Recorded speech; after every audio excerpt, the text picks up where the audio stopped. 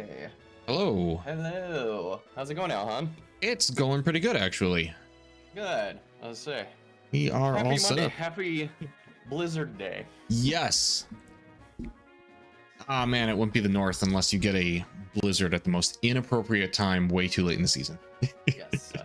Alan and I got hit with blizzards in our respective areas, and basically, I got to have essentially a free snow day. Well, not free snow day. I had still to work, but Yeah. you spend half of it shoveling the driveway. So Exactly. welcome everyone. Hey, welcome Phoenix Aspect. Welcome Vaporox. Good to see you guys. And hello, hello, Battlebard on my end. Yeah, so if you're joining us, this is our last training session before we go to the Indigo Plateau / the Elite Four. We made some big changes to our teams last time, and Yeah, I'll pull as those a result, open. we kind of had to do some catch up, so we gave ourselves 2 sessions to catch up on that. So, oh, welcome Battlebard. Yeah, she's on. Oh my gosh, she's on both. Oh man. So yeah, we swapped out like 2 big players on our teams to put in Nita Knight and Wizardos, but they were both at like level 20. So we then spent 2 episodes training them up, and we're giving ourselves one more time just to do it. So this is going to be a little bit of a grindy episode. We'll only be doing this for a couple hours, and then we'll probably just call it tonight. And then next time we're going to jump right into the Indigo Plateau, or Victory Road. Sorry. Yeah. I mean, it basically is Indigo Plateau, just, you know, just close to it. Oh, yeah. Close enough. I just accidentally posted the most motivational thing ever. All right. Try me. I'm curious to hear this. Oh, first I gotta make my round. Oh my god, I'm gonna fall. Yep, we gotta do the dailies, so we're gonna do our dailies. We're gonna be flying around. Get our apricorns. We gotta go water our plants. I'm gonna go to Ecruteak first and get those. Okay. That's actually a really good idea. I need to start doing it that way instead of doing Azalea first and then up to it. It's because I think clockwise, so I start by heading south and west and then I go up to the north. Right. But hopefully everyone is having a great Monday. Like I said, aside from us getting snowed in, not a bad day, honestly. Yeah, no, it's been a pretty decent day. Like it's been sloppy and rainy outside, but in a lot of ways it's so wet and heavy. It is. In terms of inches, it's not as bad as it was yesterday. Like we pre-shoveled because we knew it was gonna get bad. Oh yeah, you absolutely have to in this. Yeah, and even then the same height of snow was twice as heavy, and it took us like twice as long. Thankfully, our neighbor came over and he helped. He has a snowblower and he helped us out a little. Awesome. Yeah, this is the kind of snow where if you have an little electric snowblower, it will destroy that. You need an actual like full gas powered. Yeah. You need a Thomas the Tank Engine edition. As my dad used to tell me, these were the kinds of snows where he was glad he invested in children instead of a snowblower. So. Yeah, we didn't own a snowblower until I had moved out of the house. That was intentional. We had one towards the end of when I was living with my parents, but yeah. Vaporox. I posted a pic of myself climbing around work that my bike took today and just captioned it with just climb. Rain as hell. How's it going, Phenom? Yep. Good old wet snow. Yeah, I know. And we're supposed to get a little bit more tonight. We've got another winter weather advisory fired up, so who knows? It's actually not perfect snowman making snow. It is too wet for that because it gets to a point where it doesn't. It's so wet and heavy that it doesn't bind itself well. It collapses in on itself. So it gets really dense really fast, but you can't make a decent sized snowman with it because it gets too heavy too fast. My nieces sent me a picture of them making a snowman, and you know it worked. They're only 3 and 1, so fair. Yes, black apricorns, lots of heavy balls. Okay, so and then go check our lottery number. Oh wait, apricorns or berries first. I should actually get those. I might actually have enough for that stupid cow. If you finally get that and start getting and get something besides milk, I'm gonna be so upset because I completely gave up on that. And I've committed to my giving up because frankly I think I'm out of warm berries anyway. I mean, why is it not? It's huh. I keep finding them. This is like 2 weeks in a row where my lumberries haven't sprouted. Strange. Oh, well. I was gonna say, I still got, not a lump berry, but I got another one here. My citrus berry is not doing so hot either. I mean, the game knows it's getting Maybe serious. I missed it. That's possible.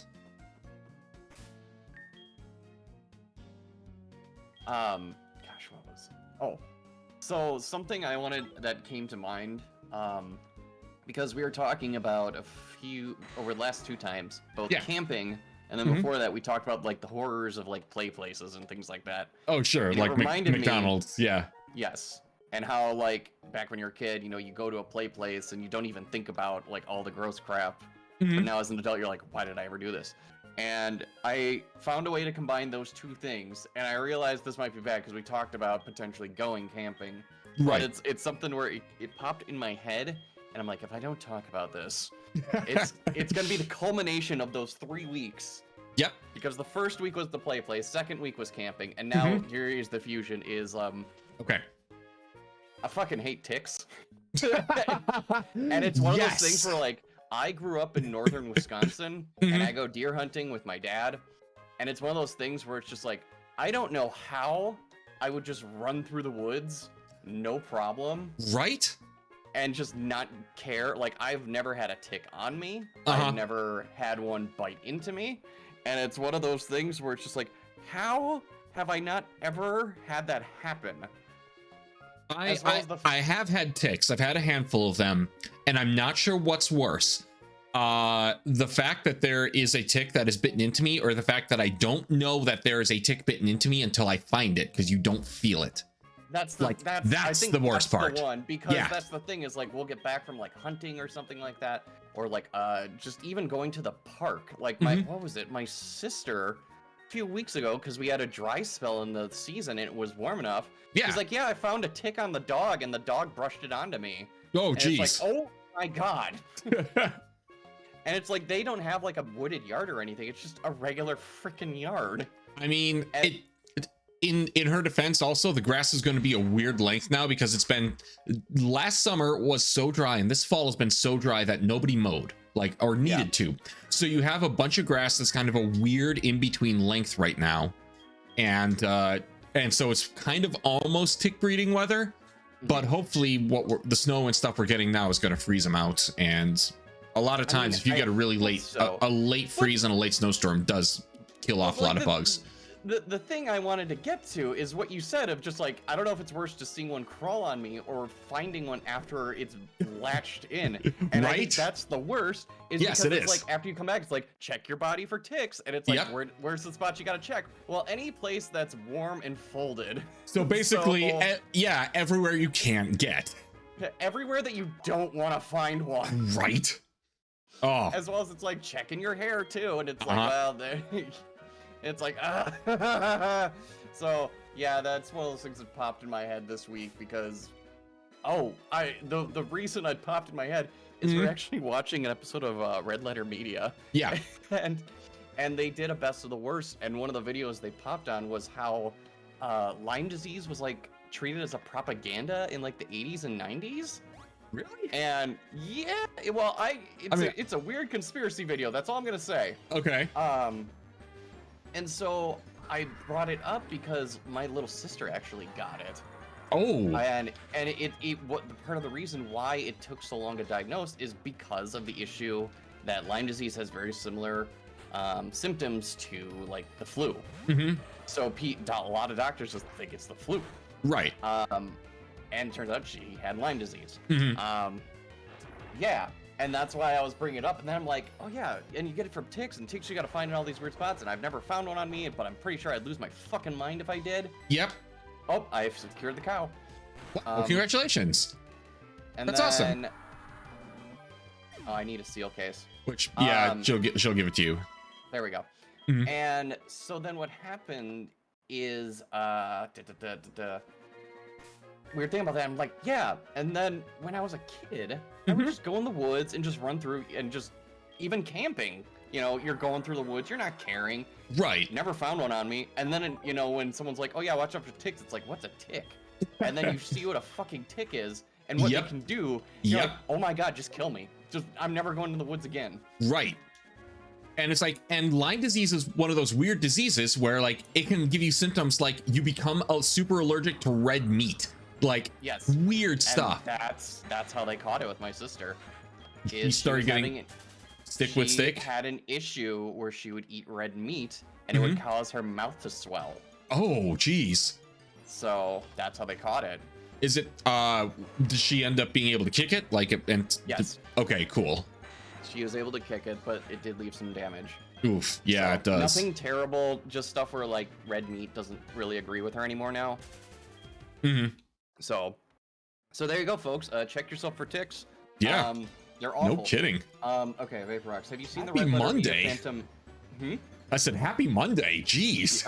Look, I had to culminate this into something. Okay. Yeah. No, it ties together. Vaporux, have you ever seen Red Letter Media's Phantom Menace? Of course I have. Of course I have. That is some old frog shit right there. Here's the real good one if you want to play some Red Letter Media hipster. Have you seen Diamond Cobra and the White Fox? Because she can't anymore. Because it got taken down by a DMCA strike from the creator. I think you showed that one to me like 10 years ago. No, this was actually only like 2 years ago. Really? This came out. Yep. Okay, I'm thinking of something different then, but yeah, it came out very, very early into the pandemic. Okay, because I vaguely remember you showing me something like that, like in an apartment in the city kind of timeline. So I might be misremembering a few things. I'm trying to remember which one that is. I mean, you can still find the one that was close to where I used to live. I won't go into detail because of the internet, but right. Yeah, Una says Lyme disease is weird. I'll just not go outside. You know, sometimes that sounds like the right answer. We're talking about Phantom Menace. I'm gonna go. Yeah, you're poking a bear, Vapor. You're poking a bear. Hey, don't let me get off the big Star Wars guidebook again. I did that a couple weeks ago.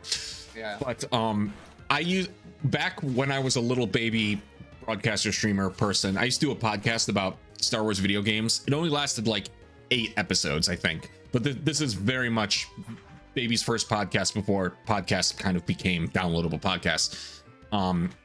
And one of the things was like, what is the worst Star Wars game made? And at that time, if you've never played it, there was an episode 1 Phantom Menace game for like PS1 and PC. And it's a weird, it's like a top-down, almost Zelda style game, but it wants to be an action adventure puzzle game, but it's way too heavy on the action elements to make it work. It is the weirdest game. And to this day, I still look at it as one of the strangest. Is it just called the Phantom Menace? Yeah, it's just straight up the movie tie-in game for Phantom Menace.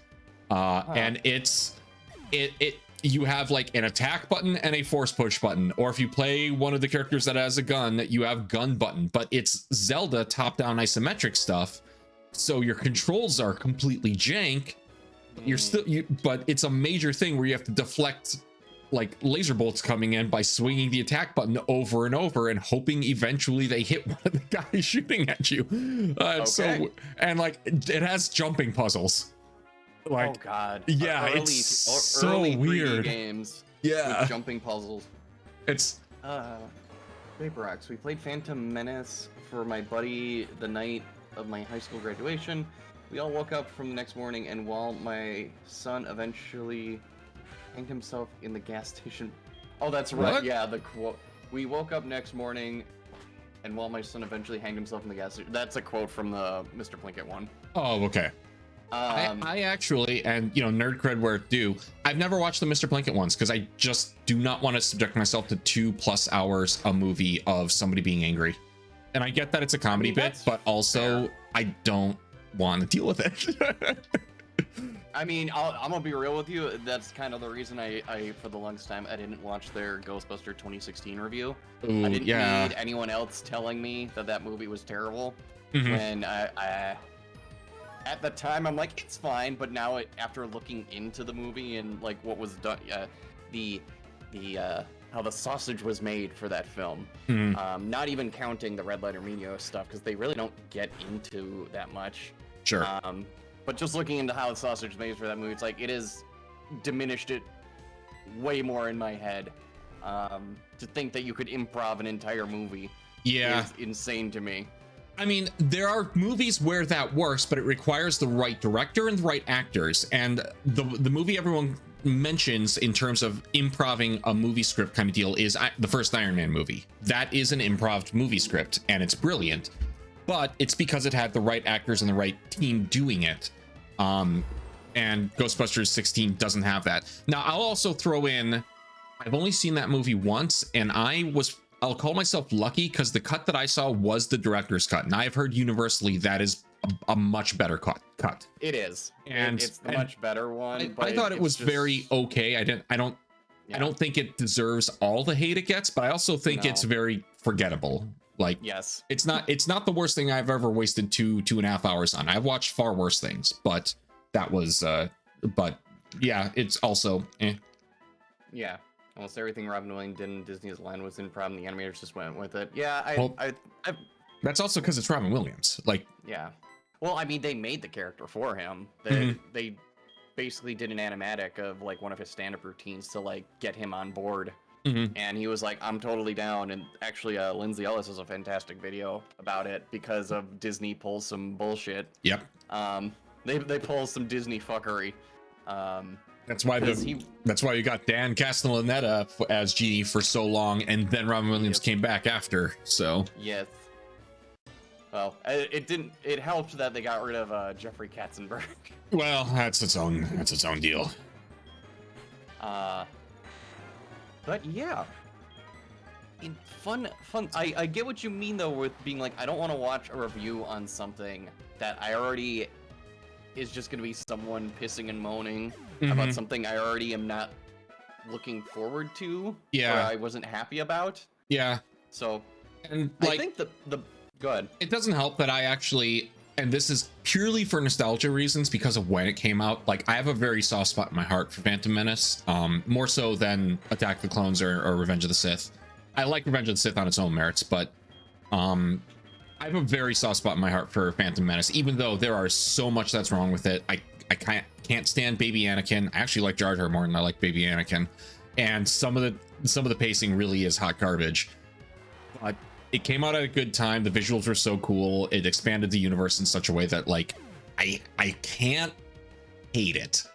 And I do go back to it once in a while when I just need that, like, childhood nostalgia kick. I mean, that's fair. But also, I'm also not going to stand here and defend it against all the things that are genuinely wrong with it, because there are a ton of things genuinely wrong with it. So right. But so it's like one of those things where it's like, I know it's bad, but I like it. Just let me like it. So I know it's bad. Just let me have this. Just let me have it. Like, I get Liam Neeson fighting Darth Maul. Like, that alone, just let me have that. And Liam Neeson is great through the entire movie. He's the best part of it. Yeah. Okay, I'll get off my soapbox. No, you're fine. I'm like 3 for 3 on having excited for Liam Neeson to do the Naked Gun. That's gonna be great. I actually really like that casting. That's brilliant. I think that's fantastic. That's how you got to do it. Because I've been going back the last few weeks, and I'm starting to see like clips from Naked Gun, probably because my phone heard me mention it once, and like I always forget how just like. Before Airplane, everyone forgets Leslie Nielsen was known as a very, very serious actor. Like, the point that he is as ridiculous in Airplane as he is the joke. And I like it. This is the exact same thing, and I'm cool with that. Right. Well, and going to them again, Red Letter has a great video on it because they talk about, because of course the directors of the original Naked Gun are guys from Wisconsin. Yep. Because where else are you gonna get that kind of humor? Detroit? I don't think so. To Detroit. No. And part of the reason that how they would set up a scene is is you have to take the script like 100% serious. You know, you don't like do the winking nudges at the jokes and all that. No, and not at all. If there is exposition, like actual critical story air quotes exposition going on in the foreground, ooh yes, give me those thumbs and spikes. Nice. The background has to have a joke going on in that part, and that's where you get a lot of the like running gag jokes and things like that. Yeah.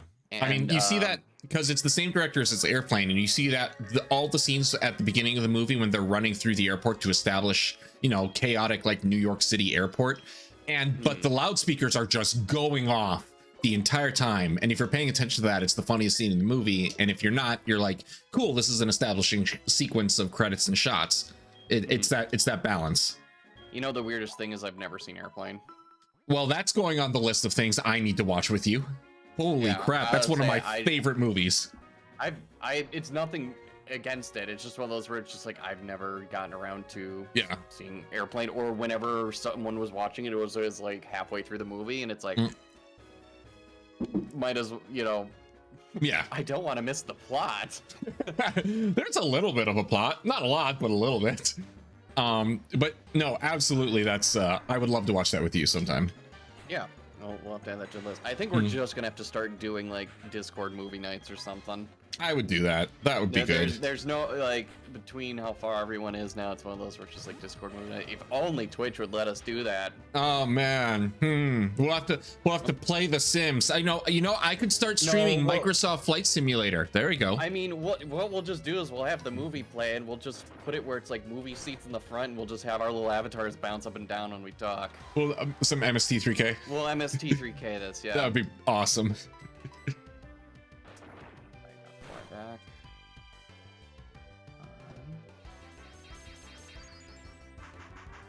Okay. So the fact that I have to keep fighting stupid Tauruses in this grass kind of gets balanced out by the fact that Palkia hangs out here, so it all works out. I mean, that's pretty nice. I mean, pretty soon I think we can actually go inside Victory Road and just poke at that. For Microsoft Flight Simulator, Una, yes. I mean, I would be absolutely loving to stream Microsoft Flight Simulator while watching a movie about airplanes. Just, you know, that's just off. Really that's off screen. That's on my own. That's its own thing. Okay, no, but like, could you imagine like doing like a split screen stream of where like the top is Microsoft Flight Sim, but the bottom is like you Photoshop in like chairs, like a chair with a little TV in it. Yeah. Yep, that's my really funny. Yeah, no, that's going to be the in-flight movie. Yeah, because exactly. Because nothing is better than watching Black Hawk Down on the in-flight movie. And then you just set like a timer for like every 20 minutes, and just while the movie's still playing, so it's a simulation, just being like, there's a crowd of Oh yeah. I mean, I've got voice mod installed on here. I just have to hit a button and I can do that myself. I still gotta do that. I really want to throw voice mods on here. I can't find a good program that doesn't look either suspicious or doesn't want a lot of money. And I know, pay for services, I get it, but it's like some of them are like insanely overpriced. So. Yeah, I mean, not to get too advertising streamy, but I got a perpetual license for voice mod for $30 at one point when they had their sales. So just keep an eye on that for when their sales go in. Okay. VaporX, sorry, Chance, I got a call tonight. 8:30 and 4:30 isn't getting here any later. Space Center job takes a lot, but God, it's worth it. Well, I'm glad you are enjoying it. Thank you for tuning in, VaporX. And you have no idea how jealous I am. Una says, have Pixel co-pilot and then fly to Epstein Island. You know. Don't tempt me. Yep. Well, you could start with Epstein Island, but then you start hitting the other major landmarks in the I don't want to say fictional world, but maybe some more well-regarded areas like Isla Nublar or something like that. Yep.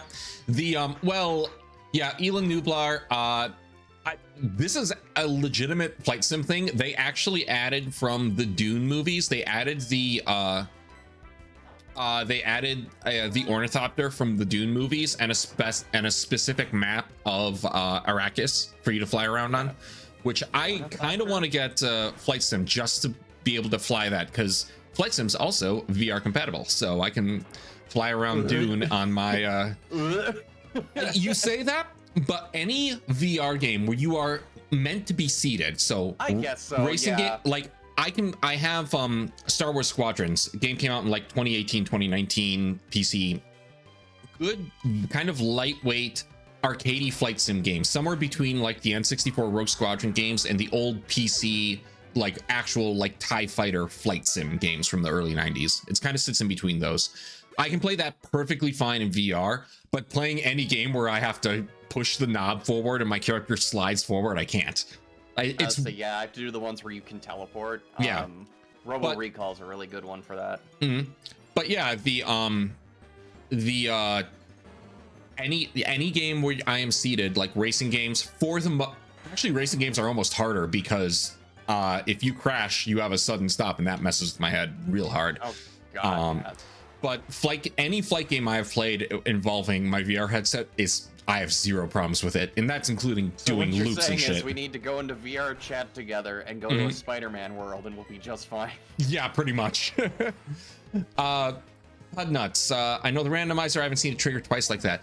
So a little bit of the mechanics on this. The way the randomizer works is each zone is in the normal game, each zone has a specific program set of Pokemon that can appear in it. Excuse me, hiccups. But what the randomizer does is it replaces the ID of the Pokemon in that zone with the ID of another random Pokemon.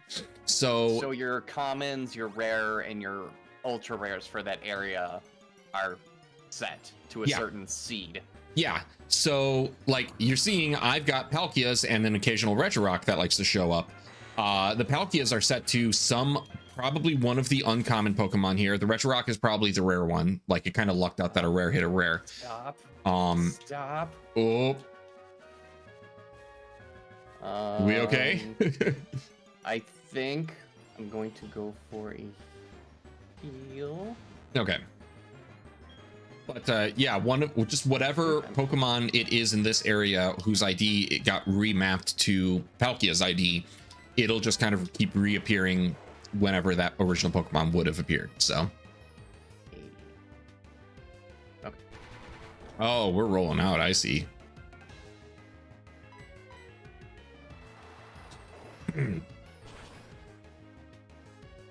Perfect.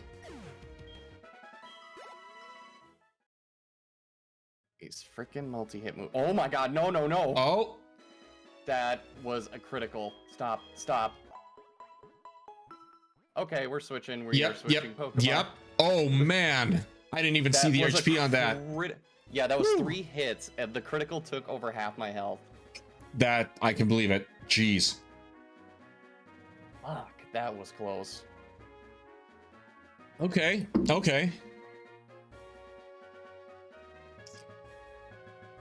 Wow. He's got a lot of multi-hit moves, and those are the scariest moves. It's pissing me off. Yeah. Send in the turtle. Vaporox game said bite the pillow. Yeah. Woo. So on my screen, I have it unfortunately lined up where my face is right above your HP bar. But if you missed it, the Gyarados went down to 5 HP off of that off of that cannon. So yeah. that got spicy fast. Yep, very spicy. I definitely do still want to get Wizardos some. I think Carvos increases speed. Okay. That wouldn't be a bad idea. She needs to get faster. I'm getting real aggressive trying to get my Dragonite up to spec right now. So yeah. And then before too much longer, I'm going to probably drop a bunch of HMs onto Exploud because he's at 40. So getting him a couple of TMs. Sorry, TMs. Because Okay. I've got Earthquake and I've got Flamethrower, and I want to get those both on him. Gotcha. So, did you do anything interesting over the weekend? Well, that's the thing is we're still doing some home improvement stuff, but Sure. with the weather, kind of crippled a little bit. But Stepped out for a bit. What's the progress update? Well, we almost lost Gyarados. Yeah, So 5 HP. 5 HP, baby. Took some rock blasts to the face, and one of them was a critical. Almost lost at least 2 streams worth of training there. Yeah. My Dragonite learned Aqua Tail though, so that's kind of useful. God, I'm trying to remember that. That's the thing is like I'm spacing. That's fair. Oh, we had a couple friends over. Is like thank you for house sitting our cat. Oh sure. While we were moving, and we took him out to a local pub by us, and then I finally got to try Vampire Survivor with 4 people, and it is amazing. It's so good. I've only gotten to do it with like 2 on couch co-op, which is good. But it's like I want to see this game with 4 players, and we got to do that, and that was really fun. Yeah, I want to try it with 4-player too. That sounds that. I played it with 2-player. It's great, but I want to do it with 4 and just watch the chaos roll. Yes, because you really actually have to kind of strategize a little too, because you each get, not including your starting weapon. Yeah, you get 2 weapons and 2 accessories, and that's it. Yeah, that's it. So you've got to know your build. Oh, a Tentacruel. That's cool. Case of Gibble. Wizardo should be able to take you. Okay. It is a ground. It's a ground dragon. I'm down to clown for Vampire Survivor 4-player. Heck yeah. I won't speak too loudly for Bard, but I think she would absolutely be down for Vampire Survivor Chaos. Oh yeah. And that's what it is. It's pure chaos. Yeah. Yeah, I fixed an issue on Bard's computer that's been kind of brewing for a while. So that's kind of the big win from this last week. So like she had been using like the Wi-Fi that came off of her motherboard, and that had been fine for a while, but it always was acting a little weird. Then when we upgraded internet at our new place here, we realized it was being way too slow then. So I bought a new. The internet was being slow, or your computer was being slow? The internet to her computer. Okay. So I bought a Wi-Fi card and put that in, and internet speeds like doubled immediately. So it definitely was an issue with that. But then it stopped going. Like when you put it to sleep, it would do a full reboot when it came out of sleep. And if you dug into the deep, like the Windows error logs, because I have to dig into those for work sometimes, so I kind of know what's going on. They were saying that basically the computer was doing a full reboot when it would come out of sleep mode. So I had to do some digging and asked a friend, and found out that basically the old internet drivers for the motherboard, them just being installed even when they were all turned off, was causing the problem. So got that deleted, got that cleared off, and now everything's working fine. Okay, that's good.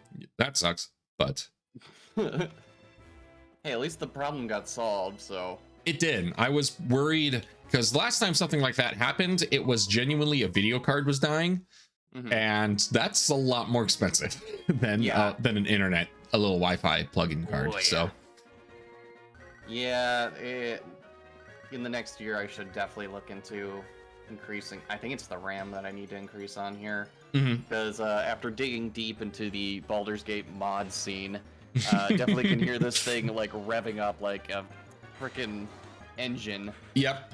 When you got the no party limit mod going. Oh, I'm sure. And it's rendering everybody's stuff going at once. Oh yeah. And running around, and they're all in custom outfits and colors and shit. Oh yeah. So some of that'll be RAM for sure, and some of that actually might also just be putting on a new like a water cooler on your processor. That'll at least keep the sound down, supposedly. But because I play fighting games, I tend to call it Vampire Savior, which is Darkstalkers 3. Oh yeah, it is called Vampire Savior, isn't it? I did not know that. I remember that from my Game Tap days, because they had officially licensed the Darkstalkers game for their arcade emulator. Game Tap? Is that one of those like Walmart level like arcade things or whatever. Oh, dude, I'm about to drop some ancient lore on you, dude. I'm so excited. All right, here we go. Let's go. Okay. So back in the day, this is back when we were in college, actually. This is how old it was. This is GameTap was Turner Broadcasting, like Ted Turner, TBS. Turner Entertainment had been dipping their toes into the idea of doing internet streaming video games. Okay. This is before Netflix. Before Netflix, yeah. This is before when Netflix was just getting into let's mail you DVDs through the mail. So we're way ahead of the curve on all of this, and obviously long before anything like Google Stadia. So GameTap was a service where you paid like 12 or 15 bucks a month. It wasn't cheap for like 2007, but you paid the service, and what you got is a client on your computer where you could download the games that are licensed to them and then play them locally. This included not only a ton of emulated games from Sega, as well as SNK and a bunch of other like arcade titles, but classic arcade titles, Atari titles, that sort of thing. A bunch of Sega Genesis titles. It also then included a bunch of PC titles for fairly, basically at the time, up to about 3 to 4 year old games.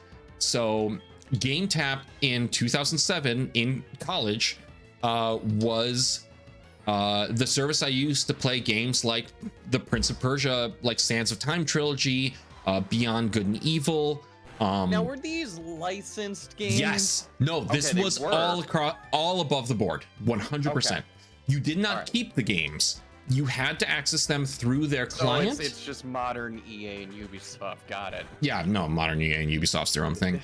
But it was interesting because what you would download, and again, you know, old 2007 broadband, you would download like a 300 megabyte package at most, and that was what you needed to get the game going.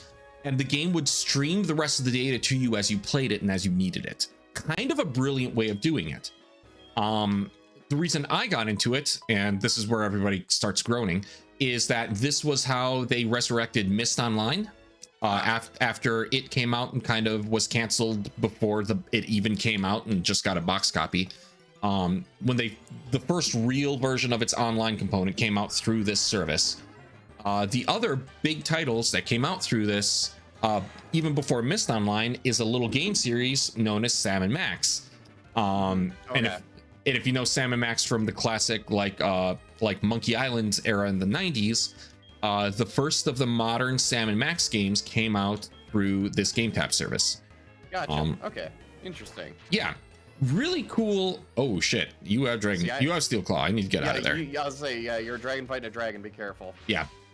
So, yeah, back in the day, this was a service completely started up and owned by, this was the time when Virtual Console was a new concept. So, yeah, the Wii had come out in, what was it, 2005, I want to say? 2006? So Virtual Console was barely out, and this might have predated it by a year, depending on when VC started. So, yeah, that was 2007. So that was the GameTap days, and that was how I played some of those classic PC games. And you know, I played Prince of Persia: Sands of Time and Beyond Good and Evil back to back. Both of them came out from the same publisher, literally a week apart, and both of them still have positions in my top 5 of best games I have ever played. Like, oh well, that's just an interesting segue.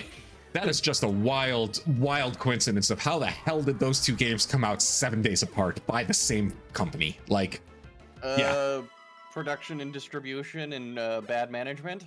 And also that Ubisoft had zero faith in Beyond Good and Evil being good, and it did not sell well, to be fair. But it is it is a brilliant game. It up at E3, well, it was E3, Ripperoonies. Wow. That. You know, it's coming. The Beyond Good and Evil's coming, guys. I swear. Yeah, it's been coming for 20 years. So it's not coming. There have been no fewer than like 8 different leak trailers and gameplay segments of different versions of Beyond Good and Evil 2 Listen, in I development. Kingdom And it's Hearts 3. Anyone can survive that. And we got Duke Nukem Forever. So how dare you bring up Duke Nukem Forever? I dare. I dare. That game not only got its resurrection, but it's gotten like mod support from like all the abandonware that happened with it. Of course. Oh, one other Game Tap title that nobody even knows exists, but is still wild because this is actually from who it is. A game called American McGee's Grimm. So this is American McGee. Grimm or Grim Fandango? Grimm. Grim Fandango is a different game that was made by LucasArts in the mid-90s. Okay. So American McGee, just for people who don't know, he was a level designer on Doom 2 and Quake.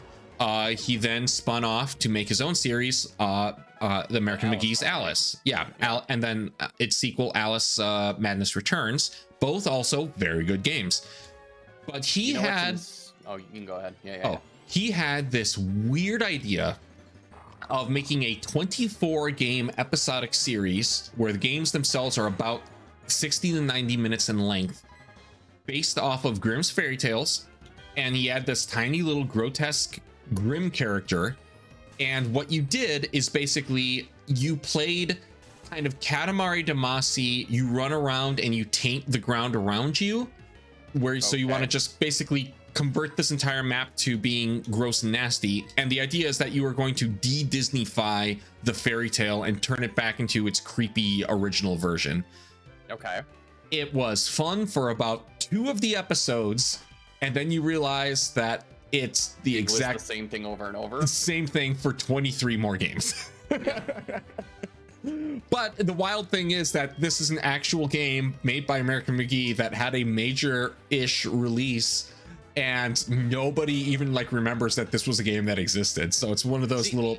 And I have a poster of it. Like, I won a contest back in the day, so I have a poster of this. I didn't know the game was about that, but you saying American McGee's Blob made me go, oh yeah, I've heard of that. Yeah. The funny thing about that Alice game is, I remember like you would just see it everywhere in stores, like on an end cap in any electronics section, just sitting anywhere for $10, and now it's technically abandonware. Yeah, because there's licensing stuff going on with it because and it's not just with American McGee. That's like EA owns some of it, American McGee owns some of it, and like a third company that puts some money into it does. So there's actually, it's one of those titles alongside like No One Lives Forever, where it's going to take actual lawyers and honestly probably GOG to sit down and say, okay, who actually owns what, and let's get this sorted. Because GOG is the only company that cares to do that. Right. I just think that's fascinating that a game that essentially was just given away on like shelves and things like that is not only now in this weird litigation limbo where you can't even play it anymore or get it online in this digital era and all that stuff. But Bart has Bart's, you still have a hard copy, I believe. Yeah. Like we intentionally didn't get rid of it because of that reason.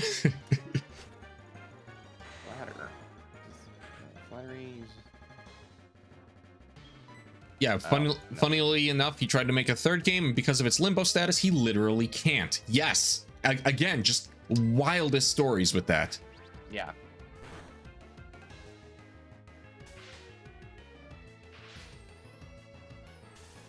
But yeah, there's another trip down a little piece of internet lore that like nobody else remembers besides the people who played Myst Online. We're like the only community who remembers Ted Turner made a video game service before Netflix was a thing. That's nuts. I know, right? It ended up, I mean, and not only that. So I'm going to throw this out there too. This service had an exclusive Tomb Raider animated series and exclusive episodes of Space Ghost Coast to Coast that were newly made just for the service where they interviewed video game developers. Okay, that's insane. There's an episode. You're telling me right now. There's an episode of Space Ghost Coast to Coast where Space Ghost is interviewing Rand Miller, the creator of Myst. Like, how are any of those words make sense? But it was real and it was a thing. Here's the thing: is you're saying that in 2024 when it's like, yeah, that makes sense. But at the time, in 2007, in 2007, no, that makes zero sense. But you're saying that to me now, and I'm like, well, yeah, I could see that happening. Yeah, no, this was a weird, wild service. They had a bunch of clips from Adult Swim. like at a certain point they added it so you could add profile pictures because they started trying to add some community stuff into it and tie things into the emulator side of the service. So because I was talking about playing Vampire Survivors. That's how I played Vampire Survivors for the first time. They had Vampire Survivors, they had like all the Street Fighters through Alpha 3, like good stuff, all above the board.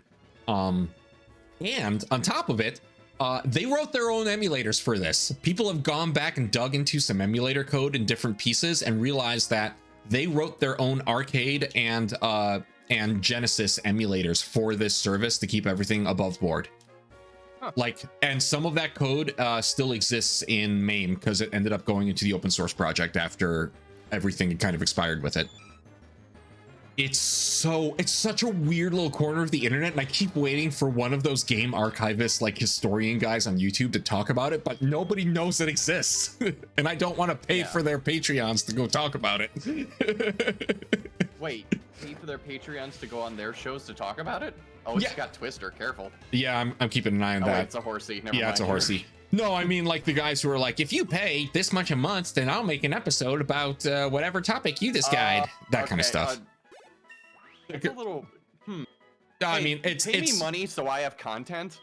It's more for the really popular people to say, pay me money so I actually talk about the thing that you specifically want to hear about. Right, pay me money so I have content. Yeah, true. Matt McMuscles does that, but Phenom says you should just make it. Yeah, that requires me to actually be good on YouTube, and I am not. I do not have the skills and the editing to do that. A sexy anime girl VTuber, and you can get away with it. You joke about that, but that's actually kind of in progress. There you go, done and done. Mm-hmm. You've got the voice modifiers, you can get away with it. Who says anything about a voice modifier? Its voice is just going to be this. Well, how you interpret it how you interpret it is on you at that point. I mean, I had to think, and I'm like, yeah, because there's like Porcelain Maid, and that's just a dude as a girl. So yeah, no, you can get away with it. Slay Queen. It's fine. You just have the one-hit wonder. I might, like, genuinely, I want to talk about this. Some people only get that like one video on YouTube, and it's like that's the one thing they do, and they try to do something else, and it doesn't land. True. It happens. I guess I do technically have a green screen I've never used, so there you go. Perfect. I just have to stand in front of there holding a microphone and being awkward. I'm very good at that. You're fucking good then. You're done. You're so golden. Yeah, we're set. There's a dude that taught me how to read Korean, and that was the only video he made. Yeah. No, there's a handful of those. Sometimes that's all you need. My first episode. Hey, have you heard about this? How Ted Turner made a video gaming service before Netflix? That's great. Video number 2: how Deus Ex is the most prophetic game ever made, and how it tied into the coronavirus. Okay. At first, when you start pitching that second part, I'm like, okay, well, good luck beating H Bomber guy. But then you said the coronavirus. I'm like, all right, now you got a hook. Yeah. So. No. Those games completely changed how I view a lot of things because I played them during the coronavirus. Second of all, the first game is still the most prophetic game ever made, completely by accident. The Mankind Divided or the original? Original, the 1999 original. Oh, yeah. Looking back at the original, yes, I can very much see that. The original is the most prophetic game ever made, and the one I really played in pandemic was Human Revolution, which is the one everybody played, which is incredible, and I have a cosplay done of it, and I'm gonna wear it at some point someday. Well, there you go. Mm-hmm. Oh shit! I keep forgetting that. That's okay. Yeah. Oh. Yeah, that's what I need to stop doing. Phenom, hold on. Let the dragon kill you. Right. Yeah, no, Phenom, if you go take a look at what the plot of original Deus Ex, not necessarily Human Revolution, but original Deus Ex is, and take a look at how that feels.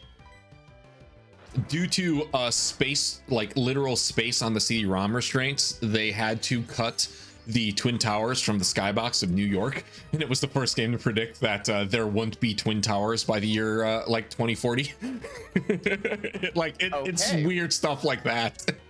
Gotcha. So we're in a reverse MGS2 situation where they had to cut the fight in New York because Yeah. No, yeah, it's the reverse. It's the we predicted that, yeah, because they even wrote it off at one point in like an in-game text talking about like the terrorist attacks that took them down, and it was, and then the first level set on a half-destroyed Statue of Liberty where the head's been blown off. So Good God. Okay, yeah, that's like Simpsons level of prophetic. oh no, the main plot when you get into it involves a virus that's been intentionally released by certain Asian countries into the United States with government funded organizations, government funded private organizations basically holding the cure for them for ransom for high levels of money. Yeah, it got weird. This game came out in 99. Okay then. Yeah. So. Yeah, no, it's one of those where makes you just wonder. every time you look at it, that's being made today is a prophetic look at the future, and like most people are saying, would probably say, oh, like Cyberpunk is where the future's going, or if you're a nihilist, like The Last of Us is where the future's going. Right. But I want to be like, it's Katamari Damacy. It's absolutely Katamari Damacy. We're all just gonna get rolled up into a ball and shot and turned into a star. Yeah. Crazy God is going to say, "My gay son, go roll off the planet into a ball. I'm going to explode it. Also, I love you. Also, I hate you." Cosmos. Go make me a new one. Go use that one planet, Earth. Yep. We don't need it anymore. I've got 8 others. We can sacrifice one. That's the one. That's the one. That's absolutely the one. Because I'm trying to think, what other games have had like weird, it takes place in a post-apocalypse kind of twist to it? There's been a few, like Splatoon's one of them. Yeah, no, Splatoon is on the list for weird prophetic post-apocalypse games. Splatoon is Nintendo's darkest like first-hand game, like not even close. If you look into the lore of Splatoon, it is by far the darkest game Nintendo's ever put out. I've heard some of it, which is hilarious considering that it is, about bright, flashy K-pop battles of fun. Like, I love Splatoon so much. I really do. I wish I was better at it. I'm lousy at it, but I love it. I never got into it. It was just one of those where, was it originally on the Wii or Wii U? Wii U. Wii U. First one was a late Wii U release, and then Splatoon 2 was not a Switch launch, but like months after the Switch launched, Splatoon 2 dropped. So everybody got on Splatoon 2 because it was one of the only games besides Zelda at the time. Right. Yeah, I just never got into it, and part of me was like, I don't know how stable the internet connection for the Switch and Wii U is, and yeah. It actually was really good for the Wii U version. It played really well. All right. Yeah, you wouldn't have thought so, but it was really kind of at the time. It came out near the end of the Wii U life cycle, so there weren't many first-party titles left at that point. Because they had already kind of started writing off the Wii U, knowing that it wasn't going to work. But at that point, the network infrastructure for the system had matured enough that they knew how to make it work. So it was too late to do anything about it. Gotcha. Interesting. Also, I think Power Wash Simulator is another one of those weird post-apocalypse games. Well, considering they just released a Warhammer 40K expansion, yes. Okay, well then, all right, that confirms it. Yep. If you're putting the mech suit men in it. Yeah, then okay, I feel a bit more confident in that assertion. Yeah, Power Wash Simulator actually has like a storyline about a volcano about to explode in the background of it. Like, and you all living on an island that's about to get just utterly destroyed by this volcano, but you just need to keep doing your power washing side hustle. Right. Well, wouldn't that be also the reason why you're power washing is because the soot? Like one of the last levels. Volcano? Yeah, actually, one of the last levels is that's why you're power washing like a bunch of neighborhood houses or something, is it's all volcano soot. Gotcha. Okay. Let's see. There you go. You learned something, folks. Yeah. It's been the most educational training episode we've had yet. It's the only one they're gonna get. Been talking about BS for long enough.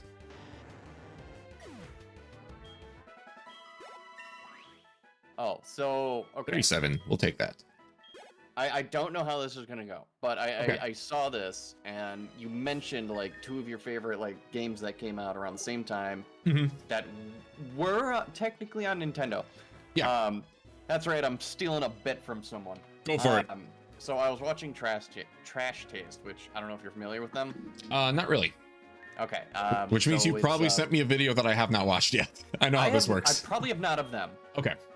But it's some anime YouTubers who made a podcast, and they just talk about kind of essentially trash stuff. Sure. And one of the things that they were talking about is they had to pick as a team their top 5 Nintendo games. As a team. As a team. Oh, okay. So you got to compromise. It's one of those where, yeah, it's something where we'd have to agree on it. And it's one of those where I'm like, I don't know how this is gonna go, but it's like, okay, let's give it a shot. Okay. Because I started hearing some of their choices, and I went, okay, this is crap. And because unfortunately you're not familiar, so I can't really get into it, but I'll just say, yeah, I'm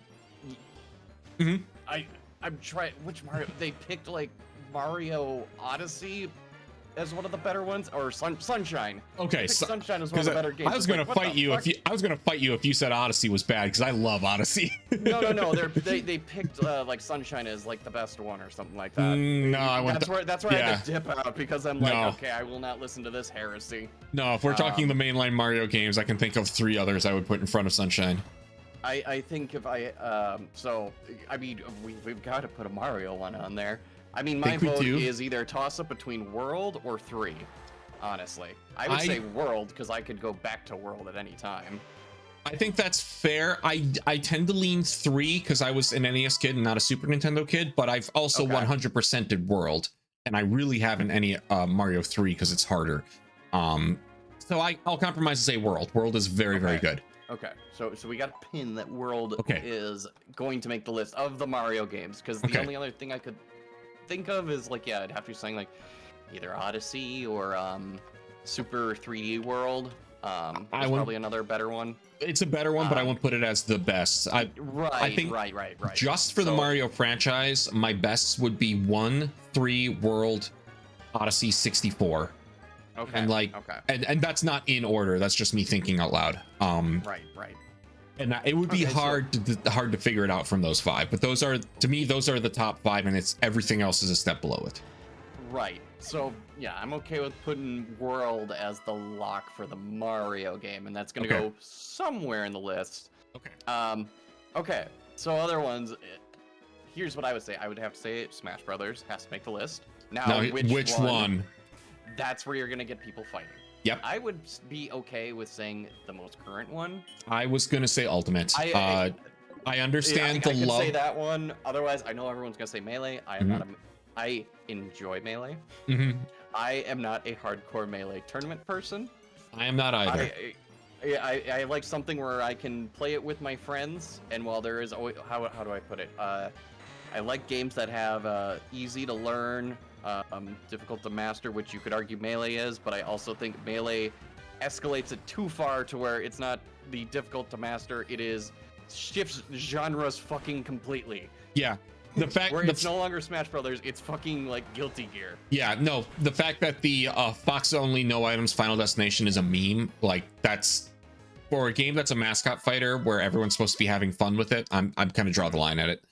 I think Ultimate is the only one I can really feel good about, because it's a good middle ground between the goofier ones like 1 and Brawl and the more serious stuff like Melee. Smash 4 also, I would probably put Smash 4 at number 2 because I feel like Smash 4 was super solid. Its downside was that it was on the Wii U. Yes. It's Wii U and 3DS, and the fact that they got Smash working on the 3DS as well as they did is genuinely very impressive. That's a great title. Right. It's just, the big downside of Brawl was the slip mechanic, which was used to counter wave dashing, which... Which... That's its own can of worms. I would say I would probably personally... God, because now I'm thinking about it. God damn it. I'm like, well, the first one, it's like, it was so fucking big at the time. And it's like, it was, but when you look at what it is now, where it's like, holy shit, you got like fucking Cloud and shit in this game. I think Like, you have to go with Ultimate. getting Sonic in it like blew fucking pants off of people. I saw the memes. Yep.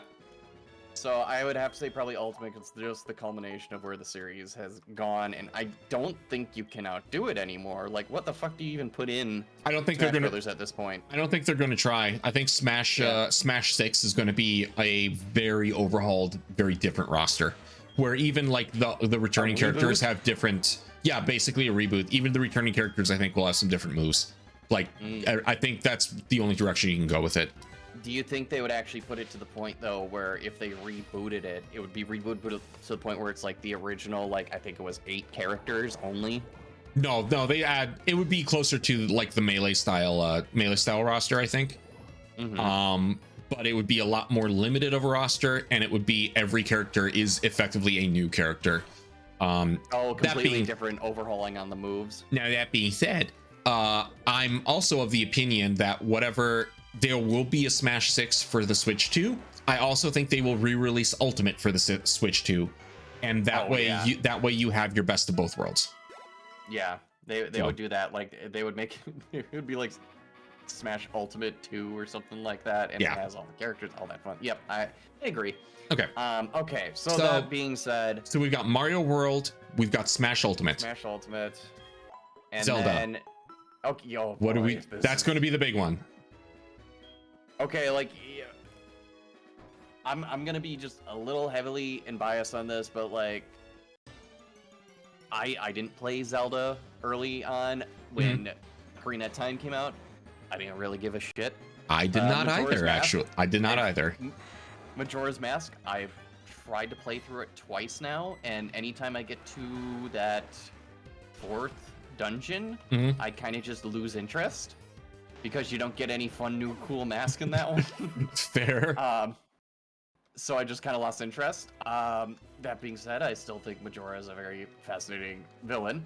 I love watching people play. I love watching people play Majora's Mask. I have tried playing it a few times and I cannot get into it. Yep. There's the original, which again didn't really. Sick. It's a classic, just didn't really care for it. And then there's the Super Nintendo. Never played that one. Okay. And we get into Twilight Princess, and look, I'm gonna call a spade a spade. It is the edgelord game. I love Twilight Princess because of it, but Wind Waker, I genuinely enjoyed my time with it, but I never went back to it. Call me a pleb, but fucking Breath of the Wild, man. Like, that's the game when it.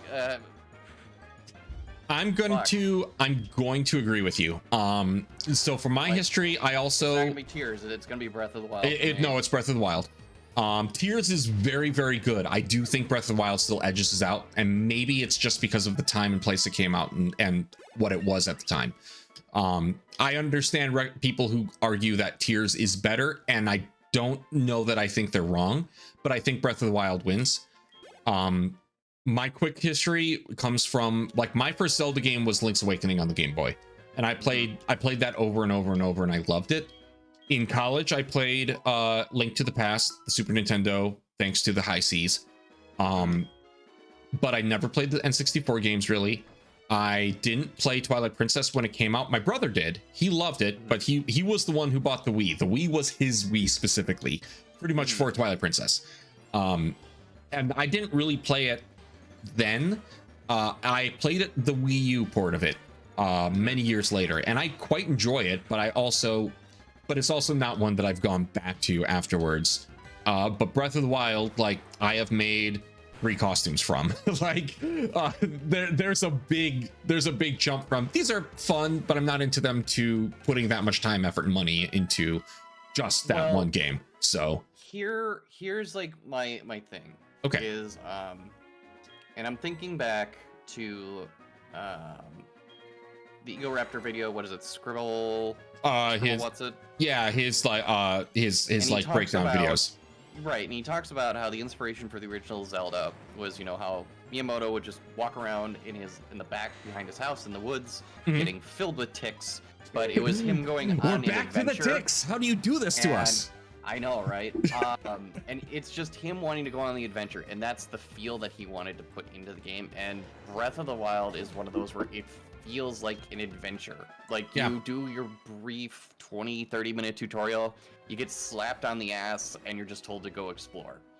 I mean, And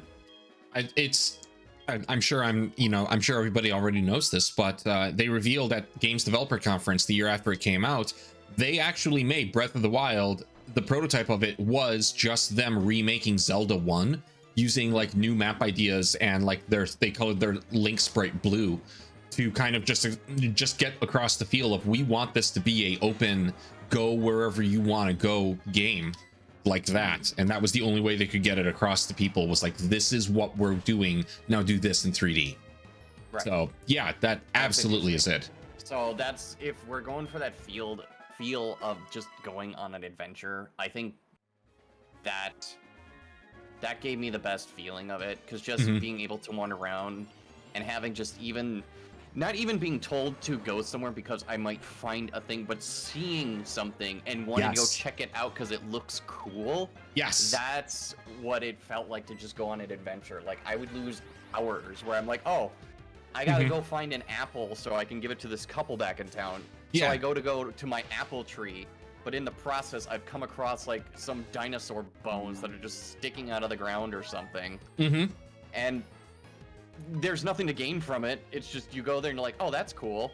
Right. Like, yeah, and that was an intentional design philosophy. And again, that same GDC where they talked about the prototype, they also talked about their design philosophy was triangles, and the idea of you building mountain-like structures or hills or piles of rocks, where the idea is you want to see what's behind it, and every time you go behind one, you find something, and also there's another something behind it. So they're like Disneyland style sight lines. Like their Disneyland style sight lines were intentionally set up to be like, you always have another hill to climb, you always have something exciting, and we're going to reward you for it too. There's a word for that. If you climb to the top of the highest peak, at the least you will get a Korok seed. Like, there is yeah. Let's see, Disneyland map. Yeah, it's called something silly like Wieners or something like that. But yeah, no, it's that I absolutely agree. Breath of the Wild is what turned me into being a kind of a Zelda hater outside of like the Game Boy and the 2D games. Because I also like Ocarina of, or not Ocarina, but Oracle of Seasons, Oracle of Ages. Those are both very, very good. You can play them on Switch now. But I hated the 3D games because my exposure to them were the N64 games, and I could not. They just looked chunky, they looked slow, and they didn't look like they were fun. Too young, little kid me. Now I appreciate them for what they are, but I still, if you threw me Ocarina of Time and Breath of the Wild and say you had to play one of them, I'm going to grab Breath of the Wild every time. Oh yeah, absolutely. So, okay, so we have 3. Okay, now this is going well. This is where it's going to start getting difficult. It's going well, but again, we have a lot of games and genres to get through. Yes. As well as, like, then we got to start eliminating and then organizing. We have 2 slots for everything else, and there are some wild things coming in here. We have 2 slots left. But there's no guarantee the 3 we picked are going to stay in that's their also spot. That's also true. Like, hey, Alhan, look at the game we're playing. Oh. Yeah. So, now here's the question. Nintendo is the exclusive publisher of Game Freak's Pokemon series. Pokemon's technically a second-party game, and it always has been. It is a second-party game by Game Freak, published by. Series, like, I know it is. You're trying to go loophole here, and it's I'm trying to make our life easier. Pokemon, and Nintendo and Pokemon are so fucking in bed that it's almost incestuous. Okay. Then we've got to ask the question. Then what is? Because here's where I don't think there's as much consensus. What is the high point that would have to go into the final fight list? Well, in terms of like which is the best Pokemon game? Yeah. Oh, I mean, I'm probably just gonna be biased and say this one, honestly. And I would too. I also know that is not as clear cut for a lot of people. Like I got curious and I watched a couple YouTube videos this last week about, like, you know, tier ranking the Pokemon main series titles. the number of them that put either Scarlet Violet or Arceus at the top, much higher than I thought. Oh, I mean, that's the thing. I could argue for Arceus. Like, it brought life back into the series. But I think the only one that I think that could beat it out in terms of the pure pixel era would probably be like Black 2. Black or White 2. Because there's so much life in the Pokemon themselves. Now that I'm starting to play that, yeah, I absolutely see what you're talking about. Right. Yeah. But in terms of like story and mechanics, it's a little tough because like I remember bits of the Black and White story, and like this one's a pretty good straightforward story, like where you didn't have to play the previous one to know what's going on. It's more just like, oh, that's what that is. But if you did, there's so much that you come back to being like, oh, that's Giovanni's kid, and oh, Red is the one at the top of the mountain, and oh, Blue took over Viridian. So it's a very straightforward story. So but that's not bad. No, it's not. Know? It's it's like the reboot sequel before reboot sequels were a thing. Right.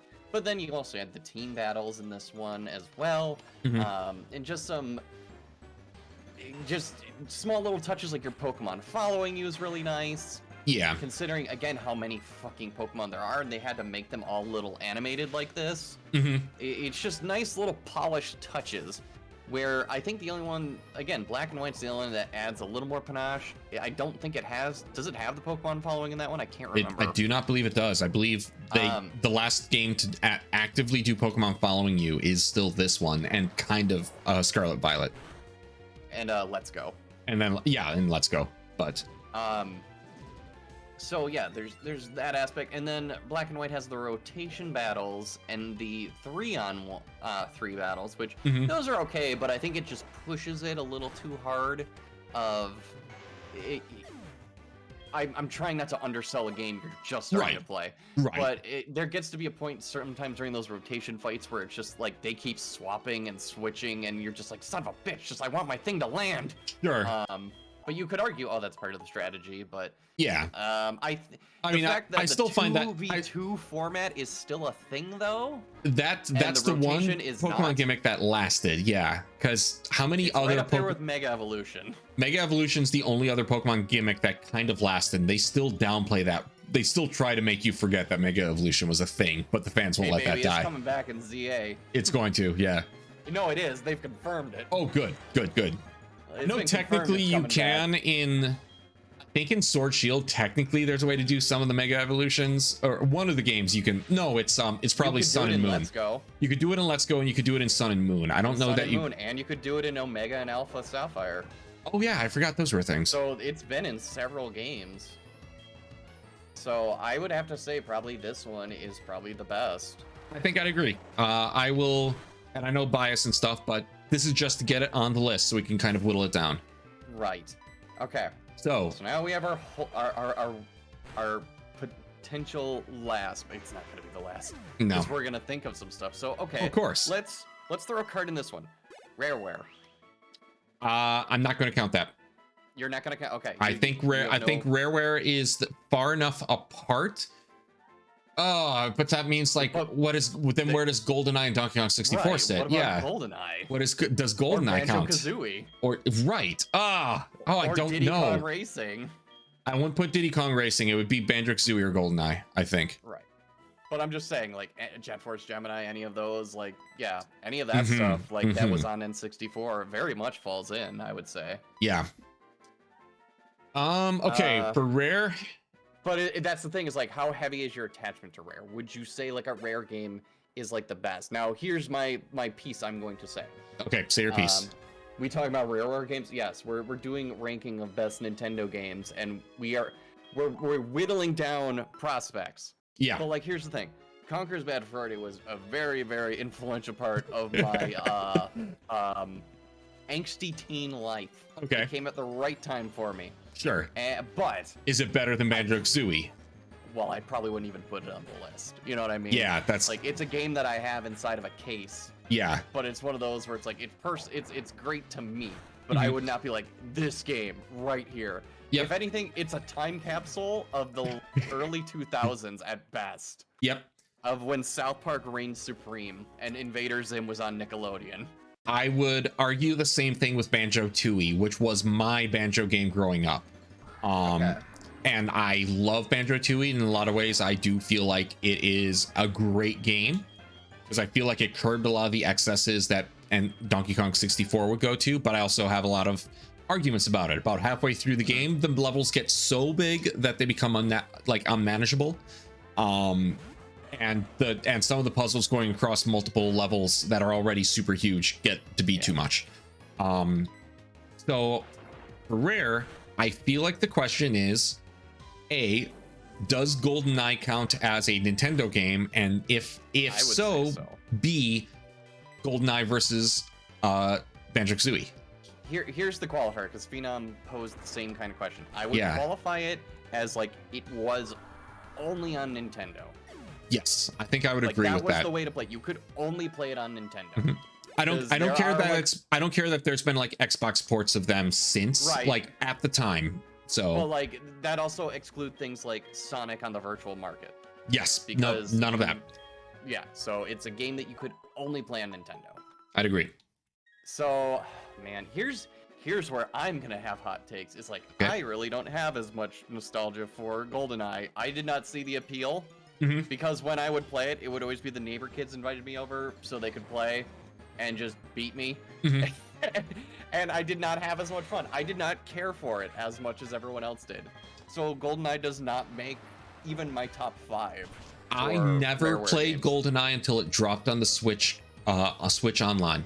I had never played it. I just didn't really know people who had it and just never played it. So I'm gonna say like it's probably Nintendo exclusive, yes, because like I don't want to get into whittly loopholes of like, well, technically this version came out. No, we're not doing that. Like if you have to, which just if you could only play it on Nintendo at the time, then that's what counts. That's how we're going to go for it, because then we're splitting hairs at that point, because we were just talking about the Rareware thing of just like Rareware doesn't count. It's like, what about GoldenEye? So I'm going to do the last semantic argument in the rare corner here. Okay, so we have Banjo-Kazooie from the N64. I would say Banjo-Kazooie. If we have to pick Banjo-Kazooie, I would say Banjo-Kazooie. Versus the Super Nintendo games for Rare, which really the only two that super stand out to me in that era are Donkey Kong 2 versus maybe Killer Instinct, and I would still give it to Donkey Kong 2. Like, nope. Yep. Now that game is fucking fire. Okay, so if we're in, because like you were saying Banjo-Kazooie, I'm like, I guess I would maybe put Banjo-Kazooie, but then the moment you said Super DK2, Nintendo, like, oh, DK2. Yeah. So then we come down to DK2 versus Banjo-Kazooie, and you would still lean DK2. I would probably lean Banjo-Kazooie myself, but I will compromise on DK2. It is that good. The music's so good. It feels good. Okay. I love DK3 slightly more than 2. Heresy. No, DK3 is good. Don't get in a bubble. DK3 is a great game, but it stands next to DK2. Okay. Okay, so that's that one. So we got that done. Are there other contenders? Do you feel anything about the Metroid series? That's where I was about to go, and I feel nothing for that series, so it would not even make my list. That's my argument for it. That's fair. Metroid is one of my favorite series, so if you want to make a case, we can at least put a pin in one. Okay. And we'll see where that goes. But I'm about to reignite the 10-year-long fight that I have standing with DJ Liquid 86. Metroid Prime is better than Super Metroid. I mean, cool. You can make. Here's the thing: is you're igniting that argument, but you're making the argument with someone who's like, right? Can we keep playing Pokemon? Right. Cool. No, I'm glad you want to make that argument, but it's one of those where it's just like, cool. Metroid Prime is going to be your vote for that. We'll see if it makes the top 5. Right. So if you're cool with me taking that as the representative of the franchise, the only other contenders for me in that are Super Metroid. Classic, invented speedrunning, more or less. Very incredible game. Or Metroid Dread. Recent, did basically it's very tried good. Playing Dread, I got very frustrated with it. It's hard. It is very hard. It is as hard as Metroid 2 or Metroid Prime 2. So yeah, I understand the frustration. I got very frustrated with it. I did actually play Prime, so it's one of those where I'm like, I'm not even gonna be like, nah, it was a bad game. I played the original Prime. I had it, but I think I sold it. That's fair. So, but yeah, no, we can very much put a pin in that now if it makes the board. That's a different question. Yeah, it's fair. But yes, I'm going to claim Metroid Prime for this list for me. I was like, I will take my win. I'm taking my win. I already compromised on 2 maybes. I'm taking my one for sure. Okay. So then that does get into some of the others, which Star Fox 64. Oh god, Star Fox 64. Yep. God, that's none of the other come close, but Star Fox 64 we at least need to have the conversation about. I mean, I would. That's one where it's like very much yes, put a pin in it because they keep trying to make that lightning strike twice every time. They haven't been able to since. They can't. They try, and anytime they try, they just fuck it up. The magic's not there. My only hot take related to that is Star Fox Zero could have been that if they didn't have the control scheme, because I feel like the gameplay was there. Yeah. Like the levels and the map progression was there, but the controls screwed it. It was there. It felt just a little. How do I put it? It felt just lacking. Not in the story. It felt like I was playing the same game again. That's fair. It just with worse controls. That is its biggest problem. And also its final boss is super disappointing, and there's only the one instead of 2. I liked the walker. That was a cool thing you could do. The walker was cool. The hovercraft sucked. Felt really good flying the ship. But it's one of those where, considering Star Fox is one of the few Nintendo games that has a story. Yeah. The fact that it was like kind of the same thing again, which is a weird reboot kind of game. Yeah. Well, which is weird because like if you want like a weird place for where that story goes, I hate to say it, but Star Fox Assault goes to some dark fucking places. Star Fox Assault is like, it's not the greatest game, but it's not bad for like an art somewhere. It made moves, totally new bad guys. It actually like had huge implications, old ones. Including good guy characters. Like there are like major characters die off through Assault. Yeah, major shift in the status quo of the series, though. But it's just they try to do way too much. Because that was also the one that didn't truly introduce, but made running around on foot third person shooting at like a major component of the game, right? Which was not good. Yeah. No. Okay, so yeah, I'll put a pin for Star Fox 64. Okay. Okay, so now, let's try to whittle down a few more here. I'm gonna ask you the big question, because I feel like we're kind of at is the best game of this franchise stand up against what we've pinned? And I'm gonna start with the hard one, because you know this franchise and I don't. Oh, another Rhyperior, watch out. Fire Emblem. Oh shit, where's Yuna? Right. Okay, I know I'm gonna guess the wrong one. It doesn't make my top 5, so it really doesn't count. Okay. But like, this is your top 5. If the chat wants, well, it's mine and your top 5 together. Yeah. Una just yelled, "Here we go, my time to shine." Yeah. Okay. Now again, if she was here, she'd argue a case for like, I think it's Path of Radiance or maybe Three Houses. Okay. But like, that's not in my top 5. Okay. If chat wants to go off, they can go off while we go over our thinking merits here. But you do bring up a fantastic point that we have not even attempted any RPGs. Right. But when it comes to true Nintendo published, and this is where I say that Final Fantasies don't necessarily make the cut for this art list. So that would, because if we're throwing out Final Fantasy VI and Chrono Trigger, we're in trouble. But I don't think they count for this list. I would say Chrono Trigger does. I would argue Chrono Trigger absolutely does. And now this just got interesting, because Chrono Trigger is a contender for the #1 spot immediately because of how good it is. The thing is, I haven't played Chrono Trigger. I would argue it's a Nintendo game, absolutely. Okay. But I haven't played it, so Okay. I can't say it's in the top 5. Okay. Then simply for that, I'll take it out. But if you ever get a chance to sit down and play it, it is. I mentioned top 5 games. Chrono Trigger is in that top. That's 3 of those top 5 games I've already mentioned this in this list. Here's the kicker: is I did not get into RPGs until Final Fantasy X. Fair. Like that is one of the first RPGs I played. Now, with that, there are ones that I poked at and I have fond memories of, you know, that being Super Mario RPG, Secret of Mana, things like that. Those are ones that I have fond memories. They're not in my top 5. They are fantastic Super Nintendo games, but would not make my top 5. But like now, the thing is we're discussing this, and my brain's like, there's something I'm missing.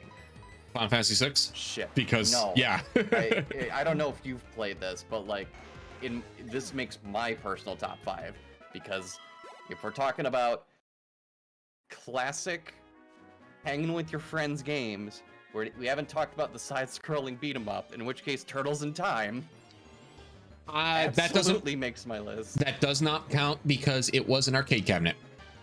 Oh, yep. Okay. Turtles in Time SNES is a port. Albeit much like classic Turtles, the classic Turtles arcade game and the quote-unquote Turtles 2, the arcade game on NES. It's a port, but it got additions added to it. It did, but I still think that stands as an arcade game and not for the purpose of our list, because they came out with the intention of it being an arcade title. Okay. I think the SNES did beat the arcade title to market, but I think that counts. Okay, Una gave me the big Fire Emblem list. All right, here we go. Okay. Path of Radiance number 1, Shadow of Valentia number 2. I don't know that one. Three Houses at number 3, Original for 4, Sacred Stones for Game Boy for 5, Fire Emblem 1 Remake for 6. I forgot that was a thing. That was a 3DS thing. Radiant Dawn for Wii at 7. I can't rank the other ones not released in America. However, I'm not defending Fire Emblem Thracia 776. People like to ride that one because it's difficult, but the mechanics are unbalanced at best. Okay, I don't know that one either. All right.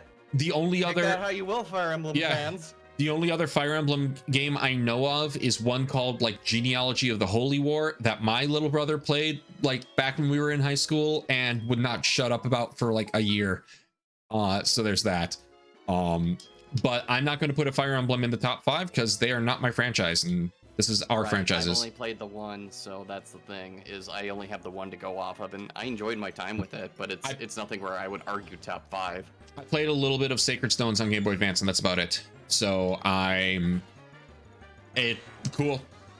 That's kind of my response to it, so we're good there. Yeah, I'm trying to think here of just any last minute ones where I'm like, ooh, that was a really good one, or that's, you know, a key piece of the childhood. Right. It's tough because